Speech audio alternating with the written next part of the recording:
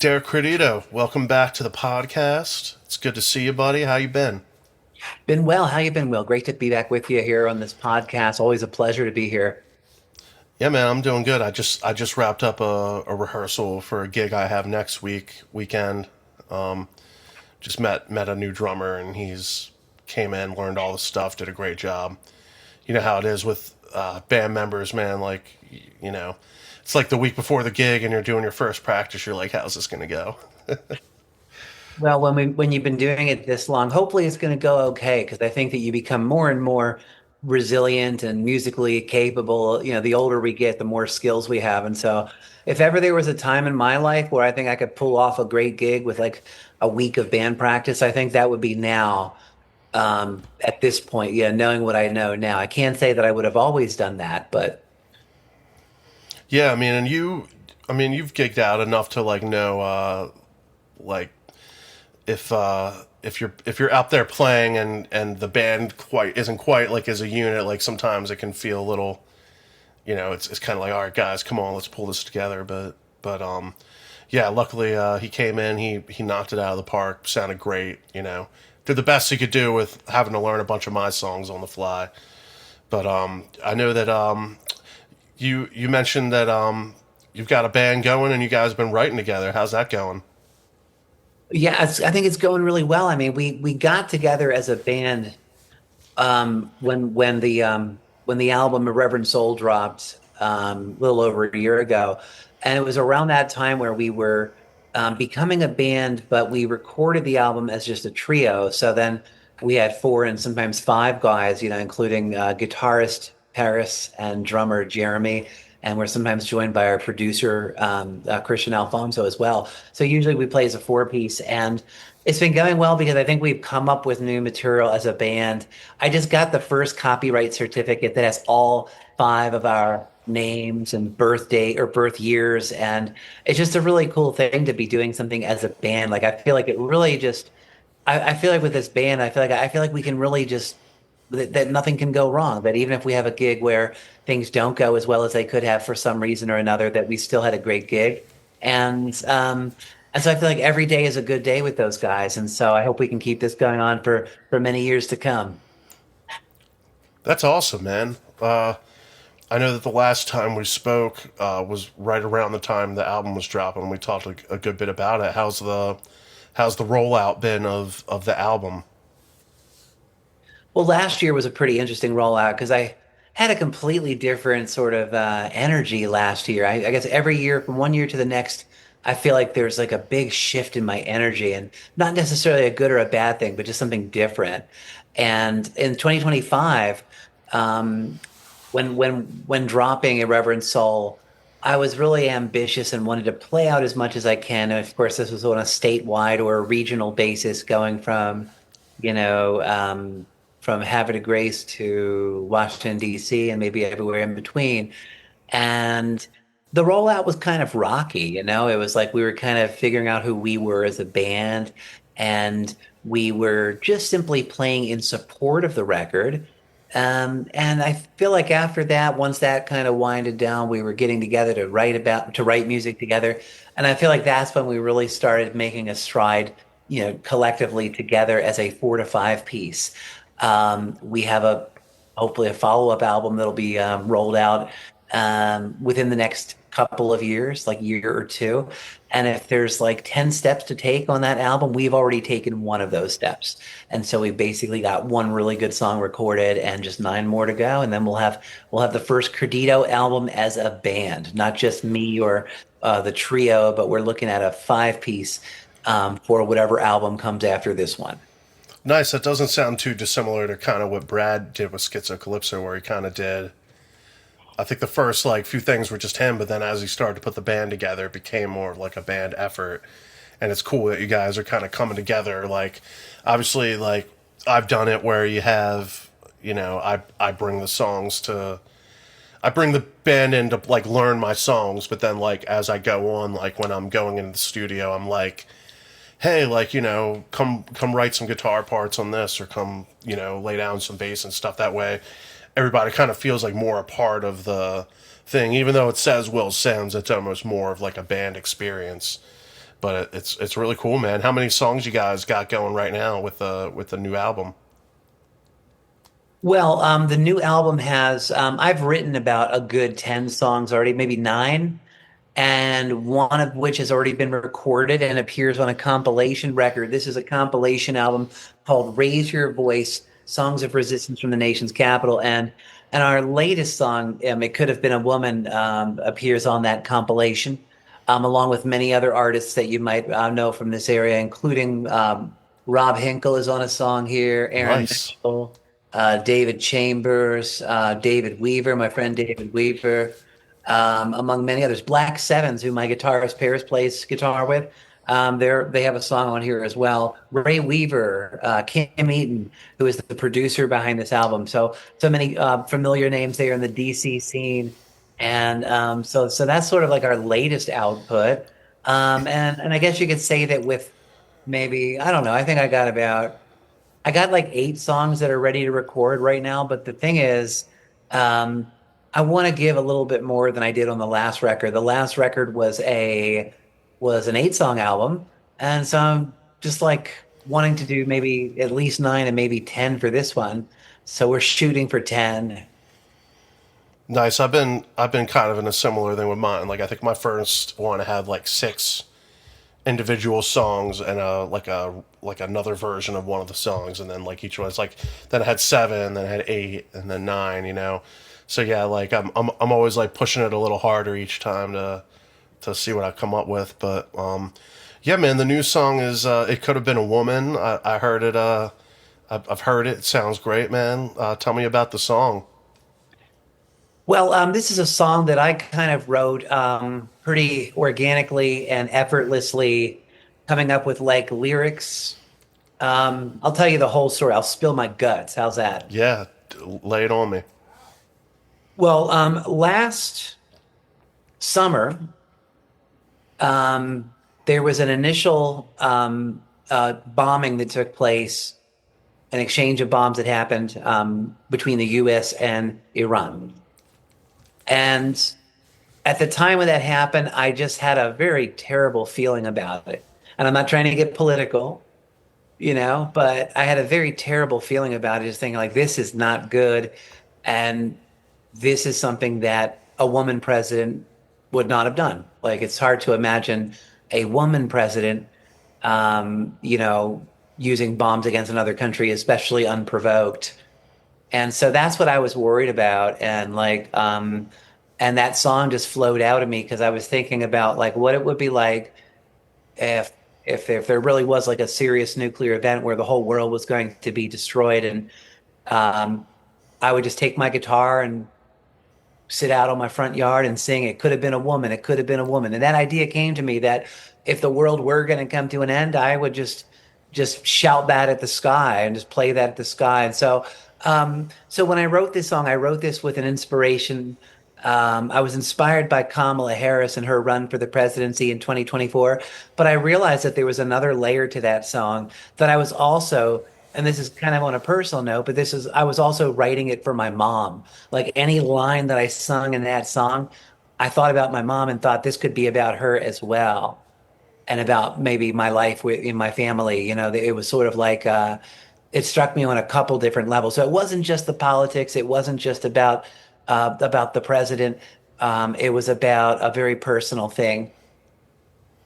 Yeah, it's interesting, man. Like I know there's times I've written stuff and it felt like it was very I felt like I started kind of thinking I'm writing about this, and then once you're kind of getting into it, you're like, "Oh, this is actually can have multiple meanings," or really when you think about it, it means something completely different. Like you're almost kind of just channeling this emotion unintentionally, So I've been there with that before. Absolutely. It was really quite a trip. And then at some point, I might kind of just say, like, no more meanings, man. I've had like two, three different meanings of this song. I'm like, let me just kind of put my energy somewhere else. But I'm really proud of it. I'm really proud that we came together as a five-piece band, all five of us in a little studio in Highland Town, Christian Alfonso's studio. And we got together, had one of the most fun days of my entire life, just like hanging out at Christian's townhouse studio in the middle of vibrant Highlandtown, East Baltimore. And we went out for lunch. It felt like for this one brief, shiny moment, we were just like a band on the run and just living life and making music together. Yeah, it's funny too, especially with a lot of older songs I have. Like the meaning changes over time too. Like I have a song called "Will You Remember," and when I wrote it, it was about a girl and how things ended badly, and but now I think of it as it's like I'm almost asking the audience, like, are you going to remember like me? Are you going to remember like this experience? Like it's funny how like even a song over time the meaning can change and it can be interpreted differently. Oh, I'm well aware of that. In fact, I would say that I might be on my second or third interpretation of it already. And it's the kind of song where I guess you could say it happened really, really quick. Like we're talking like 5 minutes, and I had in the back of my mind, this is going to kind of sound like Bruce Springsteen's Born to Run, but I wanted to make it sound a little bit different from a familiar song. It started off with that motif, like this is going to be like sort of like along those lines as far as how Springsteen phrases things in Born to Run. But then it turned out hopefully to be something that's entirely original and maybe inspired by a lot of different bands um, and artists. But that's the kind of song where it just happened so quickly. Like before I could turn around, it was like I had a new song and I was announcing it to the band. And they're always so quick to support and come in with something. And that's something. If you ever find that, you want to keep that. You want to hold on to that sort of musical relationship where everybody just is quick to come in and give you whatever sound that they can. Yeah, man, it's always like a thing you don't want to take for granted. I know that I'm always kind of in that realm of like I write a lot of stuff on my own, but then like when I take it to the studio, I always try to be really open to the what people will bring to it and try to see like what they're envisioning. But yeah, especially I've had things with my band members where there's a song on one of my old band's records where I literally just walked up to a keyboard and I just started playing like notes, and I wasn't even like intentionally doing anything, and it turned into like an 8-minute song. It's crazy how an idea can form when you have like other people involved. Like it can transform the song. It can become so much more than you ever thought it could be. Absolutely, because when I was starting out with music, and trying to figure out what is the right kind of work ethic, what is the right kind of attitude to have, it was very hard for me to kind of get flexible at first. Like I was always like trying to write the songs and lead the band and sing the songs and play the solos, and I was maybe trying to do too much, and I'm thinking that maybe as I've matured, I've come to reach a point where it is an honor to have people that are bringing music to the table and to be, for someone to come with something that they're open to playing this way, that way, or the other way. It's almost like, it's like I said, it's an honor that I really just never take for granted. Hope everyone who is lucky enough to have that, because I have not always had that sort of stability with musicians. And for many, many years, I was completely by myself. So it's Yeah, sort of man. like, so having a band is something that maybe, it's still kind of new to me. I haven't necessarily had like steady bands necessarily until recently. Nice. Now, do any band gigs coming up that you guys have like are ready to announce or stuff? I know you mentioned you got stuff in the works, but anything cool coming up? Oh yeah. Well, with My Useless Self, we're planning to play Sowebo Fest. That's probably the first thing on the radar. And Sowebo Fest is there's a story behind Sowebo Fest I want to share with you about my new novel. But Sowebo Fest is going to be, I believe it's May 24th, whatever that Sunday is that week. We haven't really announced it yet. The show hasn't been announced yet, but My Useless Self is going to play there on that third Sunday in May. Followed by that, the band Credito is looking forward to playing at the False and Barrel House, where I did a showcase with Dennis Shockett and a few other great performers a year ago. We're going there for a for a band showcase, all original showcase with like several Nice. other acts like crammed onto one bill. And so that's at the False and Barrel House sometime in the middle of July, like July 15th. And again, that one is probably not ready to announce either, but that's what I'm looking forward to. Add on to maybe one or two of showcases with you, Will, maybe in Brandywine or in Burtonsville or wherever you have me coming up. I have it on the calendar somewhere. Yeah, no, I have a couple of them, and I'm sure I'll have more for you soon because I usually have to like sit down and like focus on a couple at a time because the showcase thing seems to have really taken off. Like a lot of venues seem really interested in them, and there's a lot of songwriters in the area that want to be involved and are looking for that space to come play their music. And I've tried to create an environment where people come out and they watch each other's sets and they network and find new collaborators, new friends, like new fans, hopefully, and that's it's been a really fulfilling experience. I've kind of moved away from a lot of cover gigs and doing more of that, so that's been a lot of fun. That's precisely the direction that I've taken in the last couple of years, and I think the showcases are great. I mean, I think the showcases are really truly like I don't think there could ever be a bad showcase. Like even if it's not with a big crowd, small crowd, they're all great. It's like I've having done a few with you. I know we've played in some different venues over the last couple of years, and hopefully they were. I think they were all fun. Yeah, I think the best is when, like I said, we have a nice crew of people that are a nice lineup and everybody's there to like really kind of check everybody else out. And like we did one recently where we were at a place that had like a crowd in there. And it's funny, I know you've probably done the gigs where it's like you play a song, maybe even like a popular song, and when you're done, like everyone's just kind of talking and they don't even like really acknowledge that you finished a song. But when we were doing the showcase, we had these people in there, and then like we noticed that the song's done, so we start clapping. Then all of a sudden, everybody starts clapping. You kind of like instigate like the response for everyone in the room. But it's cool. It's like kind of like like it kind of creates a more supportive atmosphere for the music, which is really cool. Yeah, love that. Very supportive environment. It's really just like an opportunity to connect with fans and to just have some fun playing music for people. It's great that the scene is responsive to that because I think that any local scene would really covet and cherish that. We want to have that. They got to have it. I was looking for the right word there, but you feel like, yeah, I just got Yeah. to have like I could bet like Lincoln, Nebraska or Ketchum, Idaho would love to have something like that. Well, I'm doing them all over the East Coast. I've got them planned in like South Carolina, North Carolina, Virginia. So I'm starting to spread them out, and that would be like a pretty cool thing. I think if I could find like just keep kind of branching them out more and more, and then almost do like a songwriter showcase tour where I go around and just host them in different cities.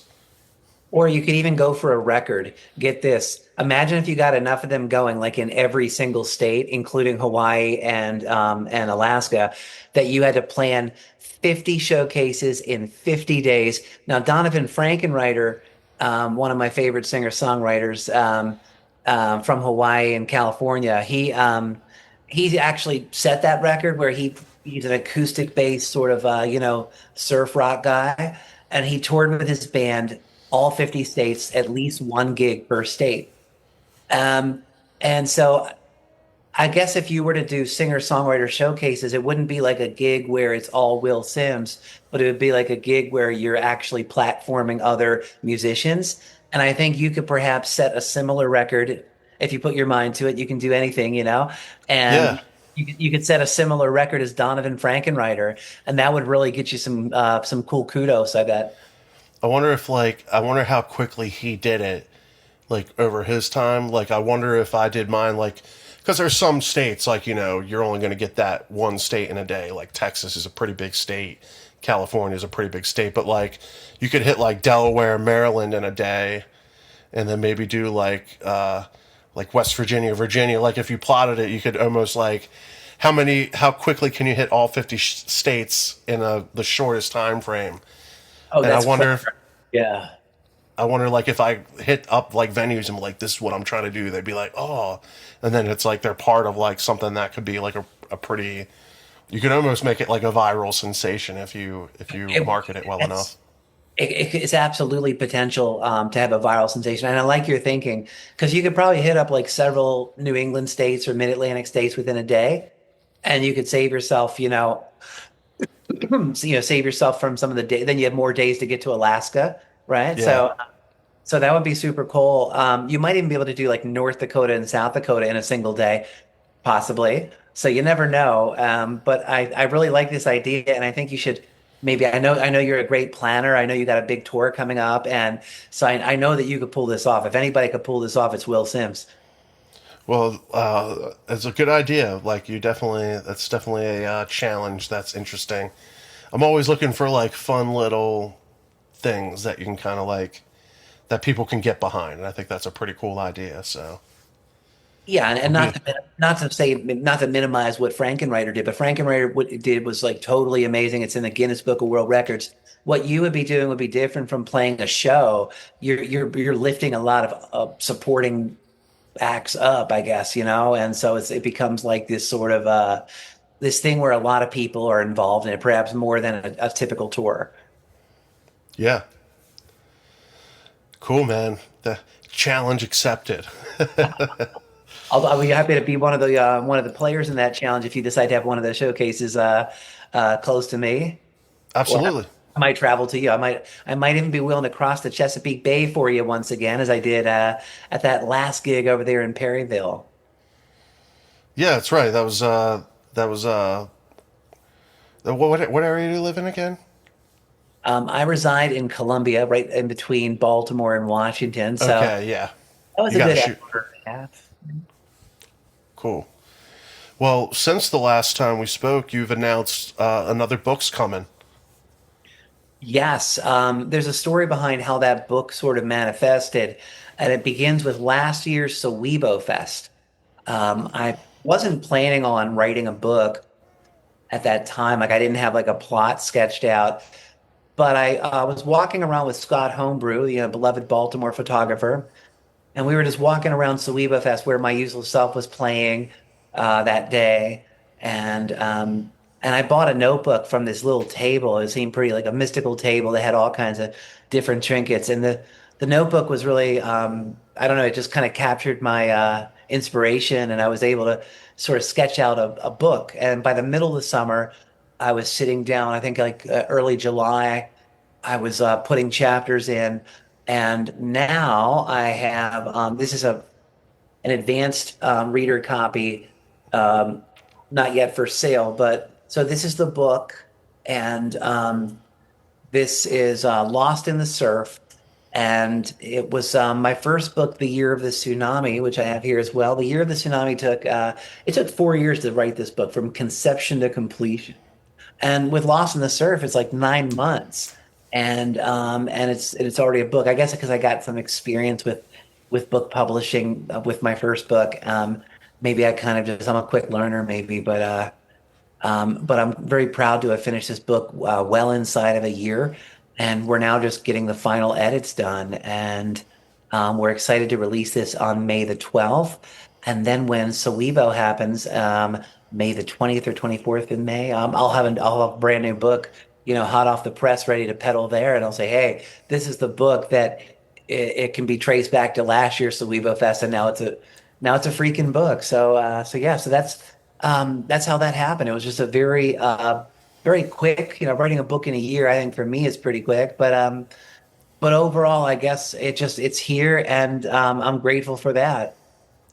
So are the two books similar in like the story they're telling, or is it like a continuation, or is it like are they like two individual like kind of things?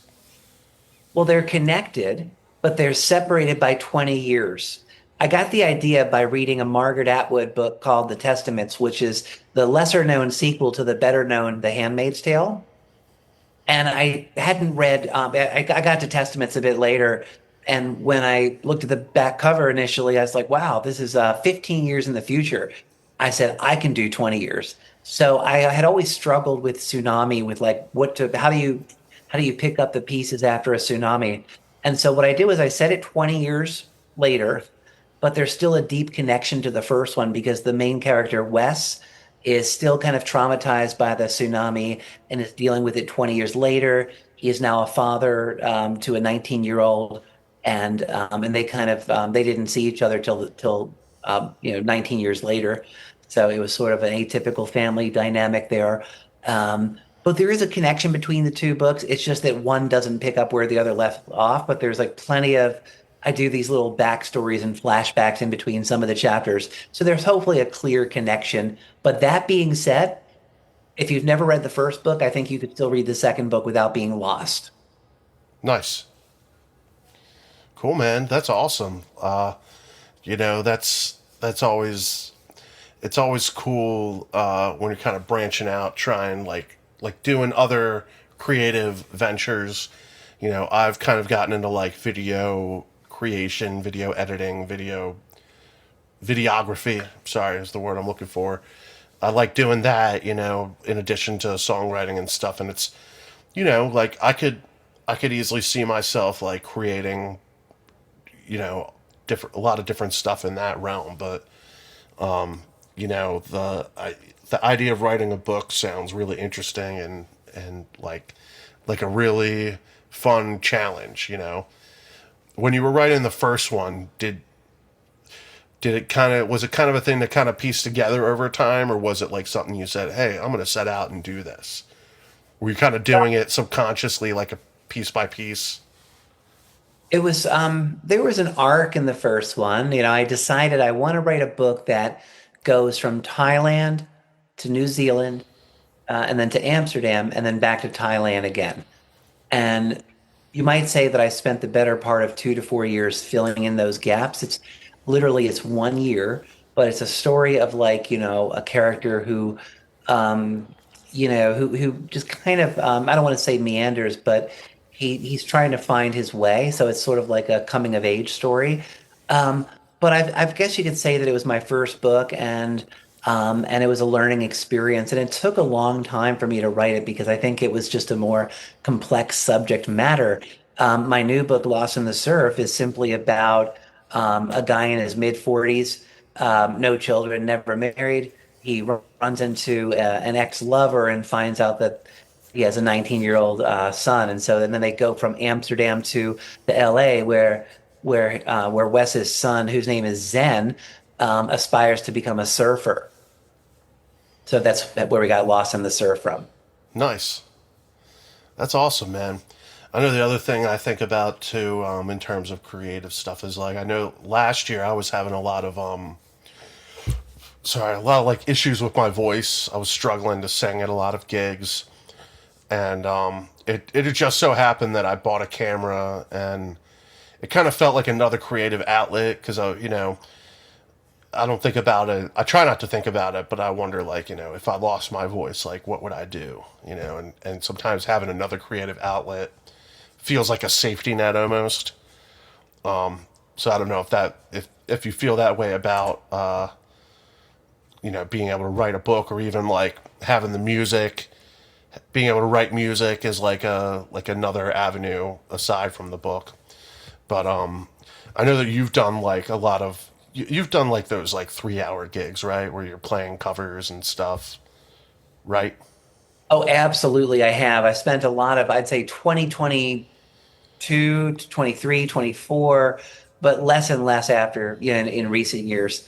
And I kind of drew a line in the sand and just said, you know what, I want to try to focus on original music. Um, I don't have to necessarily sacrifice my weekends to play in a bar, just to play cover music. And I enjoyed it. I really, for a while, I was playing a few nights a week and I was really enjoying it. Um, but at some point, you got to kind of just say, what do I really want? What's my goal? And how does, how does the way I approach music fit into that?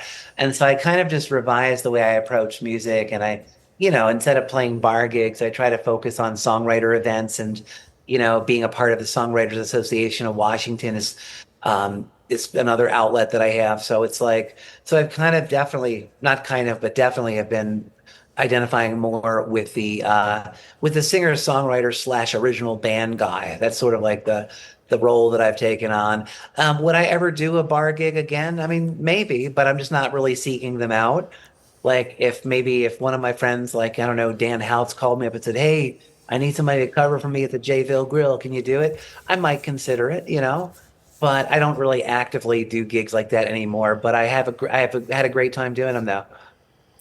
Yeah, the main reason I was bringing it up is because I was doing a lot of those types of gigs, and then I was in a cover band, and then I kind of moved in and I was doing my own stuff. But I felt like that's one of the reasons I was struggling with my voice is I may have like overdid it. So I was wondering if you ever had like any voice issues, and like if you ever Oh yeah. how you were taking care of your voice and stuff like that. I noticed a lot of I don't know if I'm just noticing it more because I've been having issues, but like I know like Bad Flower had to cancel like half their tour.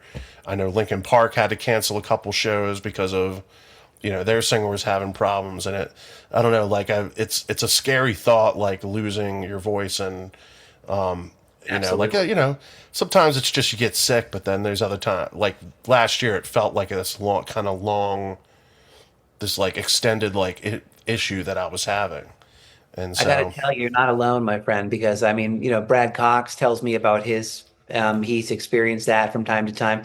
And we actually talk to each other as singers, about, because I've lost my voice before where, one time I was like, I was just writing for my first album for the album Reverend Soul.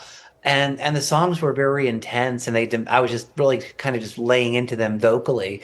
And at some point or another, I did have that sort of thing happen where I had to take a couple days off completely and then kind of ease my way back. I started this year with a case of laryngitis. Um, and it's like it took like a week for me to get my voice back in any kind of working shape at all. And then even then it took a while for me to hit those high notes again. We're talking it can be a 2 to 3 week process, and I know you just gotta be patient and maybe kind of just like, I know how much I love to belt it out, but there's times where I've had to kind of just step back and not belt it out for a while, you know? yeah, it's good. I know, especially when you're in the studio, like you might you know there's always that difficulty of like so you know what you want to do in your head like vocally, but trying to capture it, trying to actually do it with your voice can be tough. And then you're in there like just doing it over and over again, trying to get it like perfect for the record. So If you're in the studio, you want to try to get into the studio on a day where everything's going swell and everything's going great um, and I guess you could say that even that can be sort of like, a matter of like, luck or fate. Like if you pick a day where your voice is like as good as it's going to be and it's the best that it's ever been, like, and how do we do that? I guess we could just, try different techniques. Like I find that humidifiers work really well. Um, I've never really messed around with any of those masks where you can inhale, but so for some singers, I guess that works. Where you inhale vapors. yeah, I know a lot of people, they have like a spray they use at shows, like it's like a little bottle you can buy. I guess it's like a something that's supposed to be good for your voice. I've seen people that use that. I usually just get like a hot tea with honey and lemon type thing going. That's gotten me through a few gigs. Oh, honey and lemon is the best there is. I think that if you can handle spice, as I usually can, cayenne pepper also. That's if you need a quick fix. I've sometimes leaned on cayenne pepper for gigs. Nice. Cool, man. Well, we got some cool stuff coming up, and it's really exciting. I wanted to get your take on like some of the current events that are happening in the world, particularly in the music industry, because I think even since the last time we did this podcast, like this whole AI thing has kind of really exploded, and it's like kind of taken the music industry by storm. And I'm wondering what your thoughts are on that. And like, I know some people that have used like different AI platforms to like help write stuff. I know some people, I've heard stories about people that like lean on it a little bit too much, like they're kind of using it to generate ideas. But like, what do you think about this whole thing and how it might kind of impact the industry? Well, I got to say, it's all very new to me as well. Um, and I would say that the general artistic consensus that I align with would probably say to avoid AI, that if you can help it, if you do use it, in the interest of disclosure, it's good to kind of, share that you've used it, to make sure that there's, I think artists are required to disclose if any of their sounds are a product of AI. But it doesn't just do that, because AI, I believe, can also write songs for you, where you just say, "Hey, I'm looking for a song about this, that, or the other thing," and it'll give you something. Like, basically, you tell it what to write, and there you have it. Yeah, I've heard about different stuff like that. I know like last year for April Fool's Day, I had it make like a really it was funny. I had it make like a really bad song, and I actually like did a thing where I put my voice in there, and it made a voice that kind of sounded like mine, and I put it up on April Fool's Day. Like I probably did it in like an hour, and it was not like a good song. It was maybe like 40 seconds of a song, and I still had people like messaging me like, "Oh, hey, congrats on the new song." I was like, man, like you would think like I don't even get messages from these people when I release like a real song. And then like I did that as like a joke. It was quite interesting, but I know that, like I said, AI is kind of like a thing. Like I use Chat GPT sometimes. Like if I need information about something or I don't know any number of random things. Like it's a cool tool to have. But there's definitely something. It kind of feels like I imagine it's probably not too dissimilar from when people went from like bands to it kind of kind of became a thing, and people were kind of making all their music in like the computer grid, in the dolls, and there wasn't like any real instruments anymore. But now that's kind of become an accepted thing, and now like we're kind of moving towards like how long is it until I don't know some rapper or some hip hop or like a country person or anybody really is like just having AI write their songs for them, we're basically there at that point. Like, what's that going to look like? That's a very good question, and I think that it all depends. I mean, I guess I get what you're saying about how sometimes if you post something that is AI generated, it might get more online feedback or attention than, say, like an original.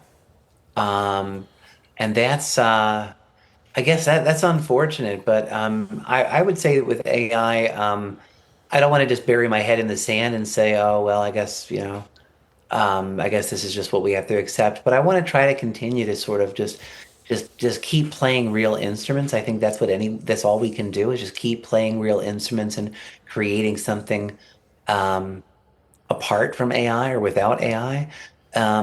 But if AI becomes more dominant, there might be at some point we may have to just, accept that it's something that's going to be used to one extent or another.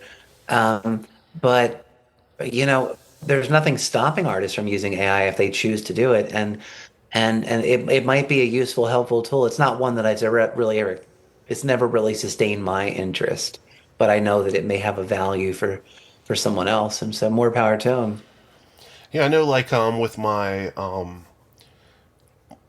PRO, I'm with BMI. I don't know if you're signed up with a performing rights organization, EMI. Yeah. but like I know like every now and then they'll send out emails and be like we're fighting for the artist and stuff like that, which is great. So I always try to pay attention to those if they're doing like a any kind of like petition or like a thing where like they just want to show that everybody kind of what everybody's how everybody feels about it. So like there's artists out there that want to be involved in that. Like I would say make sure you sign up for a PRO because it's kind of what they do is kind of fight for the artists and try to make sure we're getting the best deal out of whatever may come. Yeah, I mean, thanks to BMI, I mean, that's like I'm a tax-paying musician. Yeah. And so it's a part of my professional life. And for me, that's a great honor. I think it's an honor to play a gig anywhere, and to be able to earn any kind of money at it is really just an honor. So I'd like to keep doing it, just keep at it. I certainly every time I play a gig, I go on BMI.org and plug in the selections and go from there. Cool, man. Well, I appreciate you hopping on, man, talking about the stuff you got coming up, and happy to hear the band is writing and doing some cool stuff. And yeah, dude, I look forward to seeing you out there more, and keep killing it, man.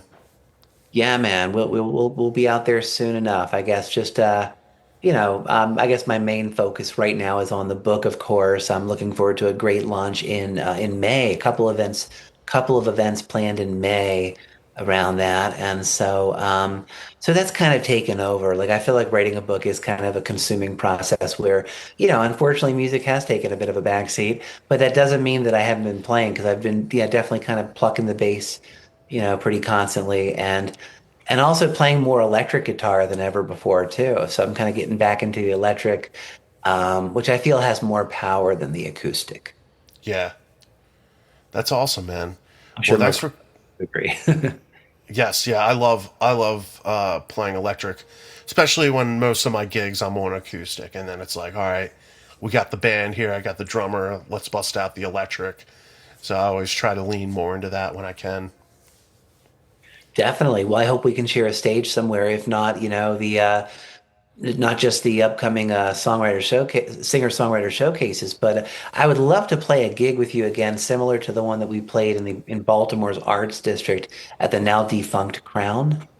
Yeah, A gig like that would be a lot of fun where there's just bands, that would definitely be something I would be enthusiastic about. yeah. I'm trying to get some more shows like that together where I'll put the lineup together and do more bands and stuff. I kind of like try to base it off of the space that I'm given. Some of the places I do it, like if we brought a bands in, it would just be too loud for the people in there. So, but I think I've got a couple coming up, so I'll hit you up about those. Yeah, please do, man. Please do. Awesome, Derek. Thanks for coming on, man. I'll hopefully see you soon. Hell yeah, great to see you, Will. Thanks for having me on. Thank you for listening or watching if you're on YouTube. Check out the links in the description to find out more about what Credito's got going on. And also like, share, subscribe, do whatever you can to help out this channel. Thank you.